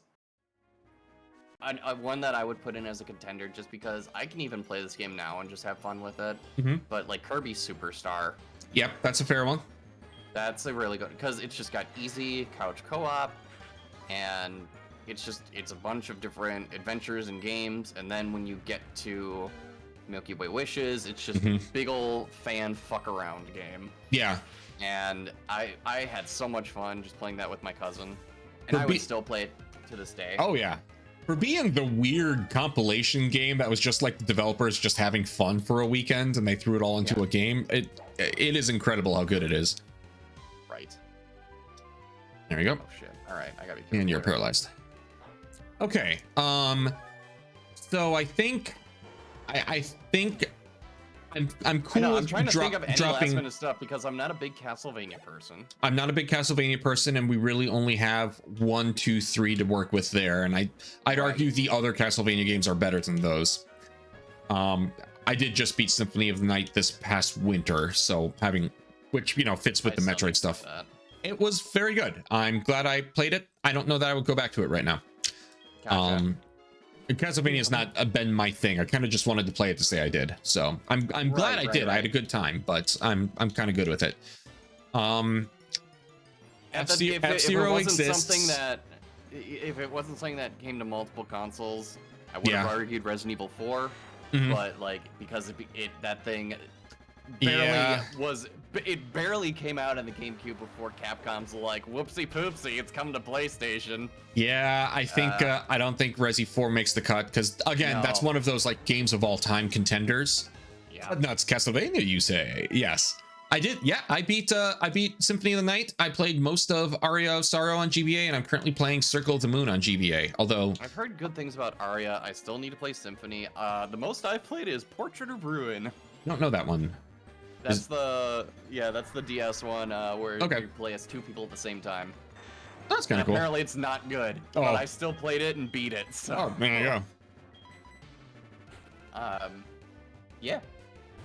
Okay, so we're gonna. I'm trying to think of last minute stuff of just like, the only other things I can potentially think of throwing in. I don't think any of the Mario Sports or Parties, any of the Mario spin-offs, kind of rise to that level. Like, there's maybe a Mario Kart, but that's one of those where it's like. Is it? Yeah. Everyone says Double Dash. I'd argue eight Deluxe is better. You dirty bastard. Yeah, I know. I'm that guy. Bastard. I actually do think the newest Mario Kart is the best one. But you know, Double Dash is great. All right, but it's not. He called it double trash. Get out of my double chat. Trash. Yeah, no, Get out of my chat. Double Trash is great. It's probably my number 2 to be honest, but I think 8 Deluxe is that hint better. Fair enough. Let's see. Want a genre change? Mario Paint. Oh, thanks, Pud. Ooh. So yeah, we'll call that the Mario Maker franchise because it's Mario Paint, Mario Maker, Mario Maker 2. Do those break the list? Not for me. I didn't get to play Mario Maker when it was hot. So by the time I got to it, it was all the self-playing levels or the Kaizos. Fair. I did pick up Mario Maker on launch. I loved Mario Maker, but we're going up against Mario World. I don't know that I can argue that. Yeah. Mario Kart 64 is a classic. Mario Kart 8 and Double Dash are better. I'm willing to die on that rock. That 64 is better? No, that Double Dash and 8 are both better. Oh, yes. It's yeah. There we go. Look, I have no words. It's one of those where it's just like 64 always comes up when, again, it's the same thing with Melee. It's the really hardcore, like, speed run kind of players are really, really into the 64. That's the vibe I get from it. But when I play games, I like to play with my friends and have fun. You know, I'm a whore for co-op. Yeah, so absolutely. Hence what we're doing right now. But that's how I have fun with games. And if you can tell me there's a fun co-op mode, and bonus points if you can tell me my friend can ride on the cart with me and punch people, I'm down. Yeah. I'll unleash the monkey and we'll be good. So absolutely. All I know really is that Bard wrecks me in all of them. So, you know, there's that. My only issue I have with 8 is there are so many vehicles at that point that it's just the minute changes between like wheels, body, and glider. It just gets so minute where it's just like, is this optimized? Is it just me exploring like I think that's fair. The best way to play? I think it's too much. Where, you know, Double Dash, while it did have it where like, okay, you have to balance, you know, you've got your weight classes, but it usually defaulted to, if you have a heavy, you're not going to be lightweight no matter what. Yeah. And then your car's handling didn't vary that much. It all depended on the weight of the person. I think that's fair. And even then, there were a minimal enough amount of cars to where it didn't get overwhelming. Where now it's just like, I don't even know if the car I'm driving is the best for my weight class or for how I want to play. Okay. So now the real question is, does kart does 8 or Double Dash break, you know, beat out Star Fox 64 for that 5th slot? Well, no, it'd be Diddy Kong Racing. Yes, I know. I'm pulling your leg on that one. Yep. I personally, it's one of those where like Diddy Kong Racing is one of those where it's amazing. I got it the same time I got Star Fox 64, and both of them were great. Yes. That being said, if you're like, okay, pull my leg of like, I would say Double Dash would possibly make my list. I'd have to go over the numbers again here. Mm-hmm. But like Double Dash, yes, that very much would make my list. Right. Oh, sorry. It could be in my top 5. Okay. But okay, we have to look at everything here, and that's why like I'm just quickly trying to rack my brain the and only being like, is there anything I've missed? Yoshi games, none of them come close enough for me. WarioWare don't come close. Yeah. F-Zero GX for the GameCube, maybe in terms of the racing games, but I still think that Double Dash and 8 would beat it in the grand scheme of things. Right. Because like GX is one of the fastest and one of the best racing games I've ever played. It also is the hardest and the least forgiving for co-op, because it is one of those, you make one mistake, you might as well just put your controller down and let whoever is in first win, because you're done. Yeah. So it's like it's very brutal. That is my argument. Okay. I'm trying to think of what other like first party titles. Right. And I'm like just buying my game. Oh, like Splatoon 1. I didn't play Pikmin, but I know that's a real, like, the people who played Pikmin love Pikmin. So Super Mario World 2 Yoshi's Island is great. I never liked any of their sequels. Yeah, but that's the thing, is like, that's difficult because like, okay, is that a sequel to Super Mario World, or is that a Yoshi Island game? I consider it a Yoshi Island game because of how all the other Yoshi games basically are that game. Yeah, okay, that's fair. Very good game. I probably will still lean World. Nothing against it, just I think that's where that falls. Fair enough. Yeah, I'm trying to just think. I'm not seeing anything that. The only other one I can think of at this point is maybe Splatoon 2. And I think just the noise of Splatoon 2, maybe it's because of the time it came out, when it came out, how few other Switch games there were at the time, but I feel like that might be one that is worth putting up there, but I will absolutely hear arguments against it. I don't think it makes the top 3 for sure. My only argument is, and I know there is like a story, but it feels like this is where it's like, well, then you could argue the same for Smash Brothers. Right. I don't know. I feel like Splatoon more has like, it's meant to be an online game, which, at least with Smash Brothers, you can get like a couch co-op, a couch fight going. Right. You can bring it to a group. Where I haven't played Splatoon, so it wouldn't be in my top 5. It would be like, again, if I made you put like Conquer in the top 5. I think that's fair. So that's the thing, is I think you can make your case, but it's one of those where I feel like if we both haven't played it or are familiar enough, because like that's why I'm okay with Prime being there. I played Prime. I enjoyed Prime. But yeah. So I think we kind of got Mercy on N64. I'm not doing that. I'll tell you this. I don't care for wrestling. Yeah, not my thing. I don't know why wrestling has gotten so popular. I'm happy you guys are happy, but I do not understand wrestling. I understand why. It's not necessarily my thing, but I've been to 2 live wrestling shows. Kind of went with some friends a couple times. They're fun as hell. Like, I had a blast going to them, but not enough for me to sit here and say like I am now watching wrestling every week. Like, it's gymnastic theater, and that's cool. It's also, I'm glad I saw those shows, but I'm also not sitting here jonesing for the next one. Wouldn't it be more like a soap opera, because you're not going there, it is. Like, it's 100% a soap opera. Yeah, it's more soap opera. It's 100% a soap opera. You can't just bring someone there who hasn't seen it and be like, oh, follow the plot. It's like, what the hell? Yeah.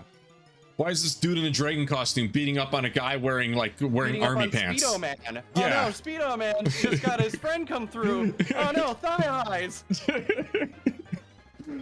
What's going on? Oh. Yeah, I don't think that makes it. So let's look at what are the titles we decided on them. Okay, we got Mario World, Pokemon Heart Gold, Pokemon Heart Gold, Breath of the Wild.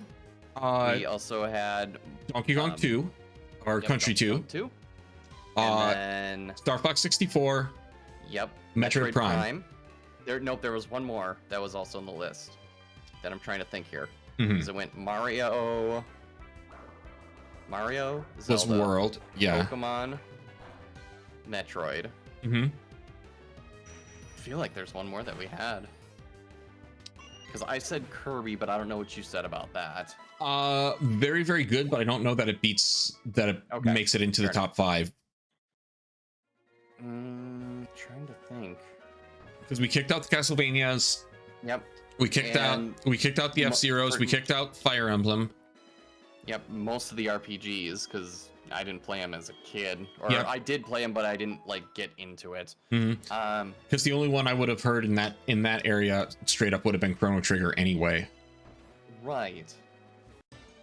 I think that might be our list. We have six to choose from. One of them gets booted, and then we have to sort the other 5. I swear it was 7. I swear we had like. I thought there was a 7, maybe.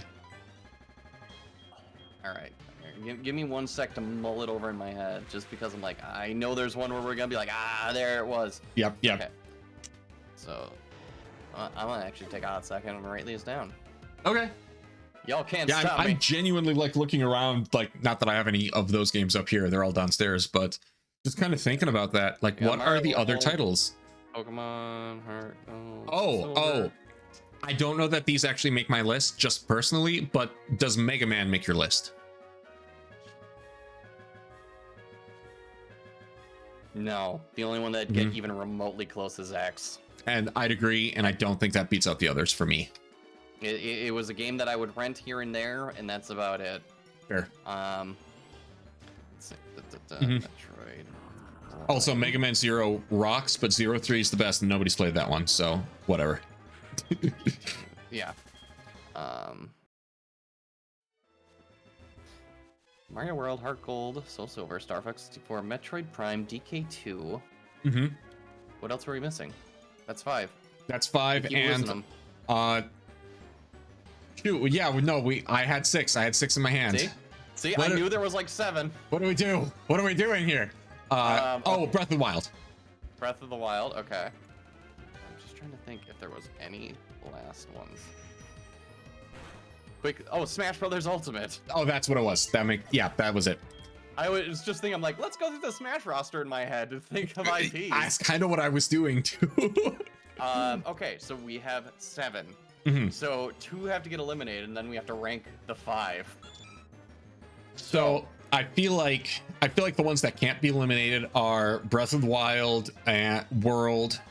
I think those, and maybe Pokemon. I think those 3 kind of have to make it through. That's a fair argument, I would say.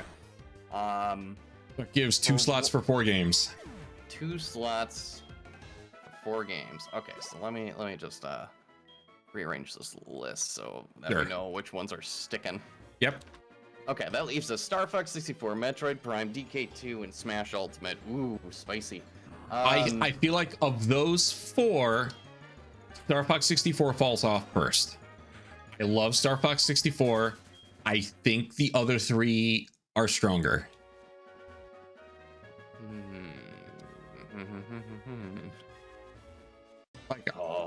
Yeah, I know this one's hard because I don't know who falls off after that.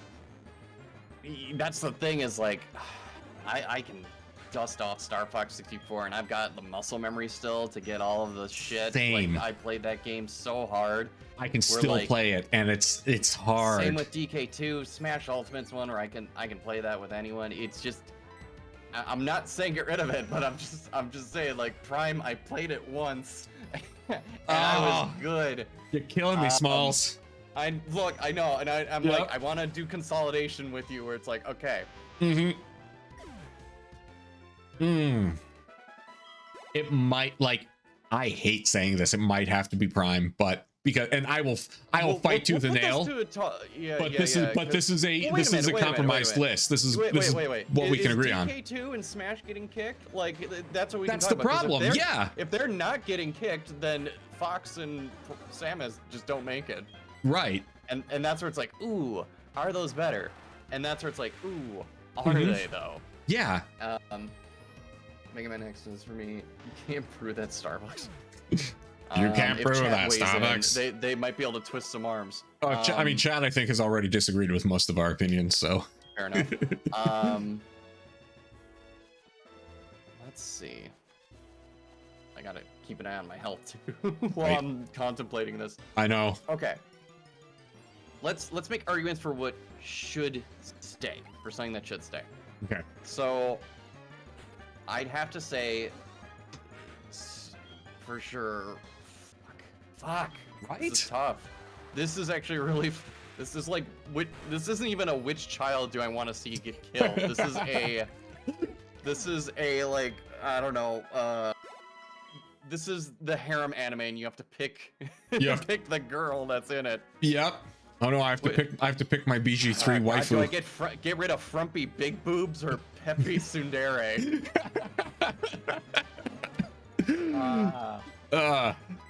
Yep. Let's see. Okay. Well, let me kill this Roserade while I ponder on this. Okay. Because I'm doing the this same. Giving me a little bit of a run for my money. I'm doing the same thing for a muck. I'm training up my gold duck to get him up to 40, and then I'm pretty even across the board finally. Well, and we have 10 minutes left in the stream. Oh no, so we gotta make decisions. We have to make decisions. Okay. I just need this thing to die. Mm-hmm. Actually, here's what we're gonna do. I'm gonna run Okay. because I need to get away. And I need to go get lemonades anyways. Yep. Because we'll be going into the mountain after this. Absolutely. And honestly, during our talking, Wizardos got to 42. Nice. That's awesome. Nido Knight's at 38. He's getting close. Not bad. So everyone, is at 37 or higher. I will pull up my I'll pull up my team after I fight this Palkia. Yeah, I did want to check Wizardos' stats. Okay, their Sure. speed's at 84 now, so yeah, they're doing Much really better. Yeah. good. Fucking Sentret. Still one of your best. Just in I terms of a know, utility it's- Pokemon.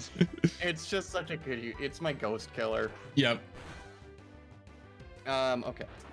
So let's go get some lemonades while we ponder this. Mhm. We're getting down to the crunch. All right. I hate doing this, but it's like I'm stuck on a desert island.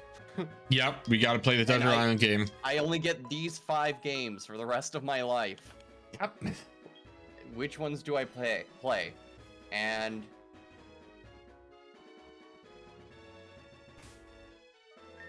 like honestly, like if I had to say, like I would just get rid of Star Fox and Samus. Like that's just that's my gut.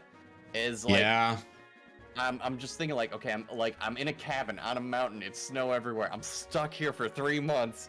I won't go hungry or freeze to death, but Yep. I've got nothing else to do. What do I play through? I think I kind of hate to say it because for some reason I want to kick out Smash Ultimate, but I don't think I can in good faith. I don't think I could either. Like, even though, like, look, it doesn't have the Subspace Emissary, which big fucking loss in my opinion. Yeah, nothing is compared to Subspace Emissary. That actually was a story mode though that fucking gave the game a plot, and I don't know why they didn't do that again. Right. I could still be like, okay, I'm going to, customize a character to do this, or I'm going to make this bracket, or there's enough for me to do where I can play Smash Brothers by myself. Yeah. And have have fun. And there's enough characters now too, where it's like, oh, I can learn to get good with Sora. I've mostly played Smash Brothers by myself. I don't even know that I've played much Ultimate at all with anybody else. I got it to play for myself. Star Fox 64. Oh, I've played all the routes, Phenom. Don't you worry. Like, no, those are absolutely part of it. But even then, once you do clear the different routes, you're just you're perfect flying. Yeah. Yeah, that's kind of it. You know when to charge all the bombs. You know when to do all the perfect shots. Yep. And it's one of those where it's like, So I would say, for fairness of solidarity, eliminating those 2, and we fight between these 5. So that leaves us with Mario World, Pokemon Heart Gold, Breath of the Wild, DK2, and Smash Ultimate. I'm okay with putting Smash Ultimate at the bottom. I think either DK2 or Smash Ultimate, because I think I would put DK2 at the bottom. Okay. DK2 is incredible, but I think it also suffers a little bit of that same thing where once you play DK2 and you find the secrets, kind of is. And also it still has that same Donkey Kong Country issue of the hitboxes are a little funky and the movement is a little floaty just by the nature of the like pre-rendered into sprites. And it is incredible. It is much better than DKC1. DKC1 is good, but has I feel like has all the worst parts of what I just said. But like the feel is good, the music's great, the different, you know, abilities of the different characters is great, but I think it makes the bottom for me. Okay, I would be okay with that. So then that means we are into the top 3, which is Mario World, Pokemon Heart Gold Soul Silver, and Breath of the Wild. This is gonna be the tough one. Okay. What about Final Fight 2 or 3 or Mighty Final Fight Phenom? We are past that, man. Way past that. We are past that. We are none of them come close. We're not in B. You cannot bring little Susie to the pageant now. Yep. And be like, what about her? Her pigtails are adorable. Honey, don't even make the top 15. We are past the talent portion. Yep. Oh, man. This is where it's going to get a little tough. I feel like... Okay. If I had to go, okay. Go for it. Here's where it gets really difficult for me. And I know there's going to be the loophole arguments, but just let me make my case, damn it. Go for it. You have the floor. If I'm in the situation where I want to... My problem with Pokemon and Breath of the Wild, specifically with Pokemon, is you only get the one save file. Ooh. Meaning that if you want, if again you're in a situation where you really want to play Pokemon again, you gotta clear that file, or you gotta make a new account on your DS or what have you. But it's one of those where it's like, we're talking this one specifically. Right. So I think so that's why it's like, ooh, Pokemon might get knocked down to 3rd. Heck, it might even get knocked under Smash Ultimate because of that alone. I was also going to put Pokemon in 3rd. Where my head is at, I feel like that is fair. It is. I feel like it's the best representation of classic Pokemon. I do get bored of the Pokemon formula at a certain point. I stalled out on both Sword Shield and Scarlet Violet at about the same point, which is like the 4th gym. So now, again, that's why I'm like, we should knock that below Smash Brothers then. I don't know, because it's so good. Like, it is so polished, and yes, Smash Brothers Ultimate is also that polished, but this is, to me, the best distillation of the Pokemon formula. It doesn't have much in the way of gimmicks. It doesn't have, like, it doesn't need the gimmicks. It is the classic Pokemon, as good as it can get. And so I feel like that alone and that accomplishment does put it a notch above Ultimate, because Ultimate is also an accomplishment. It is still a somewhat, even if it's not perfectly balanced, still a somewhat balanced fighting game that has 80 unique characters. Like, how? Plus 40 stages that do things, plus all the bells and whistles that come with it, plus like the stickers. Like, this is the only officially like first party Nintendo title that has a Warframe reference, like, because there's a Warframe sticker in it. It's wild, but it's not as clean a total package. I feel like there's a lot of we threw the kit. Had a Subspace Emissary that would have sold it to you. Maybe, and also I feel like it's a little everything at the kitchen sink, because like I just mentioned the stickers. Did anybody actually use them for anything? No, because they're this weird kind of side content that's just there. Pokemon side content, yeah, you technically have like the Pokemon contests in this, but I feel like it's not as... There's more than just the contest. I mean, there's all the post-game stuff. There's the whole other Kanto side of the island and everything. But that's still a representation of the original game and of how tight that original game is and how they perfected that. So I think I would argue this still stands a notch above Ultimate. Okay. No, that's fair. Which means the final two come down to Mario World and Breath of the Wild, which... Yeah.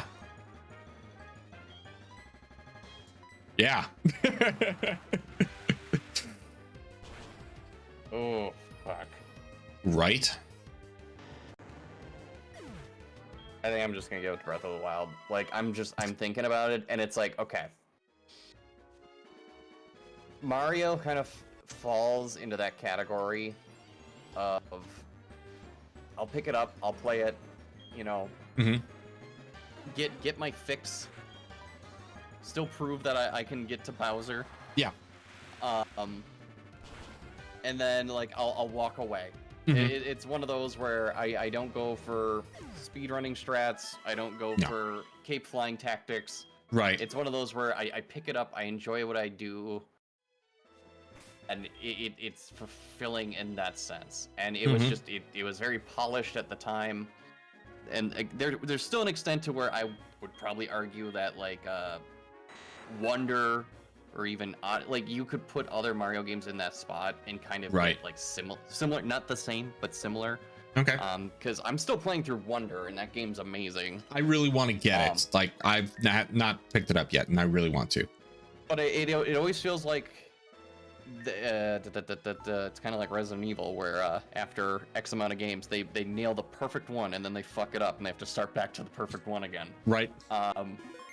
So whatever the next Mario game, that's gonna be the fuck up game. Probably.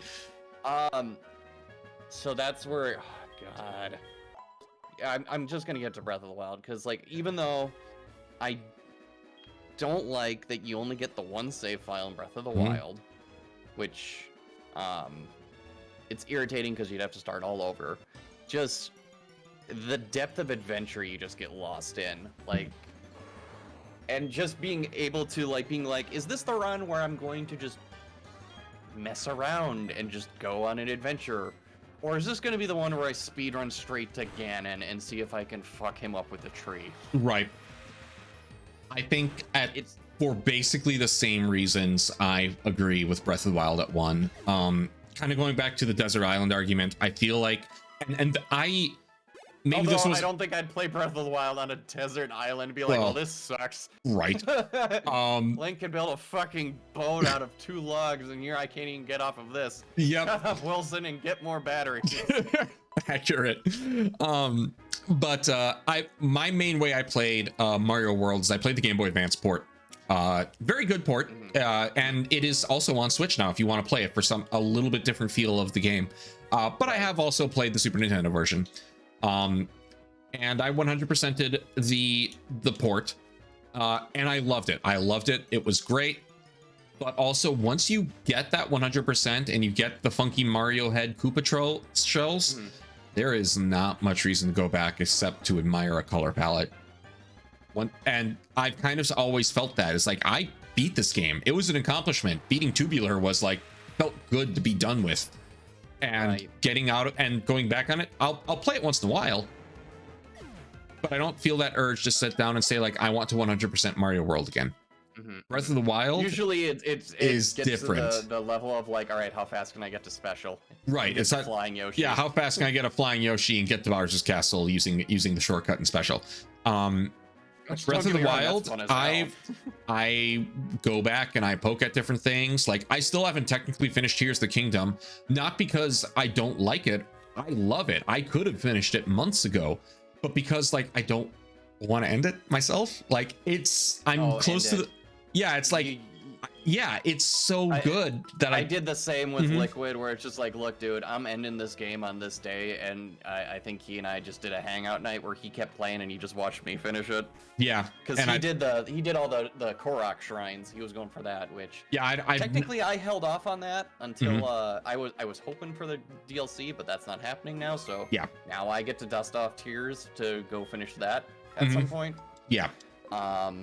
But yeah, that's my it's one of those where it's like, just, hey, I'm telling you right now, I was in that same position of just like, I'm gonna faff in this game forever, pretty much. And I'm thinking pretty soon here is going to be the time where I sit down and finish it. But I feel like 95.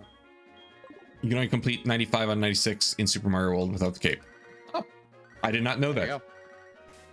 Yeah, because there is at least one spot where you do need the cape to float for a while to get to the secret exit. I do remember that. Yeah, so that's our 5. Yeah, Breath of the Wild, Mario World, Pokemon Heart Gold Soul Silver, Smash Ultimate, and DK2. Donkey Kong Country 2. I did not expect that would be the lineup, but I'm not upset with it. I didn't either. It's one of those where like there's a couple in there where that I put in there. It's none that you put in there. I'm like, eh. Yeah. There's a few where I'm like, I might swap that out, but it's one of those where it's like, yeah, that's what I was stuck with. Yeah. I mean, and if I make this list with somebody else, it's going to be very different. Like, probably wouldn't have Donkey Kong, would have a Metroid game in there. Folks, we're gonna do best PlayStation games. Oh, geez. I was not a PlayStation kid, so most of my PlayStation experience has come with ports, emulators, and other ways to play it later, which actually would be kind of fascinating to compare. Okay. So that would be that might be fun. To try. Oh, damn it. No, wait. It's not an exclusive anymore, so okay, we're in the clear. What? I was gonna say Monster Hunter World. Nope. Or Monster Hunter Sunrise. Nope. It's like, hey, if I'm stuck on a desert island, I'm gonna go hunt some fucker. Also, considering the franchise in general is a multi-platform franchise, true. I probably wouldn't have put it in the first place. But a Monster Hunter game absolutely is a desert island type game, but I don't think that makes it a best of the best game. There's a top five games for on a desert island. That's a different list, yeah.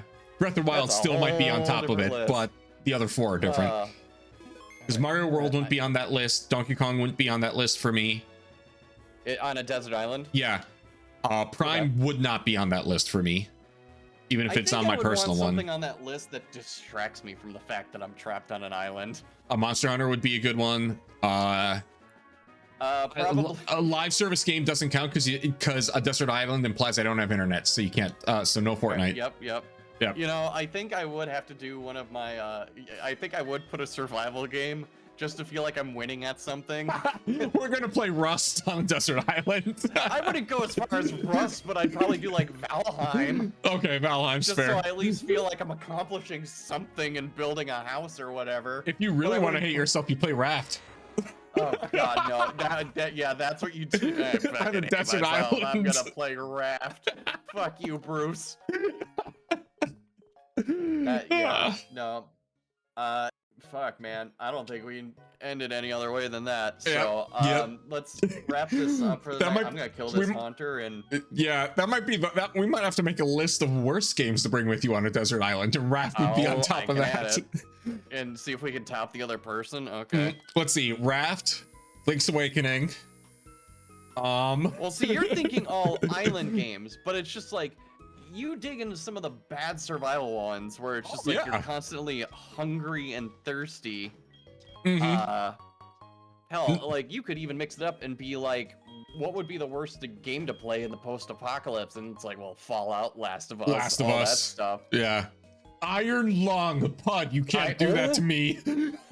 Yeah, worst games to play when trapped in the ocean. Subnautica, Iron Lung. Yeah. At least Subnautica, you get to go to the surface. And Spiritfarer, because I don't want to die on the ocean, but someone's coming for me. Oh man. All right. Well, so yeah, let's take a. I'm gonna take a quick little look at what we got. So let's see. 38, 42, 38, 37, 38, 41. So not bad. 40, 44. Goddamn. Yeah, I know. All right. Well, that means next time we will be jumping in Victory Road, Hell or High Water.